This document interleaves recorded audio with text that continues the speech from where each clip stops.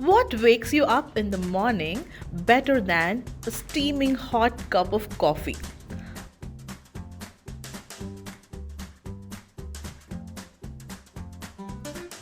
Take a coffee mug, add in 2 spoons of coffee powder, 1 spoon of sugar, and 1 spoon of hot water. Whisk them to a nice and creamy texture.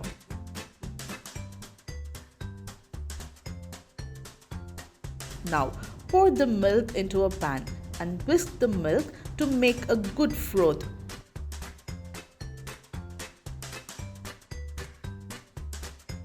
Now let the milk bubble up.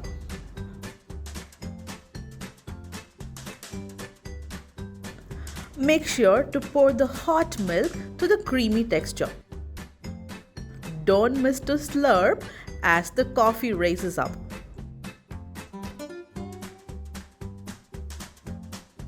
Now it's time to wake up the mind, body and soul with the hot and steamy coffee.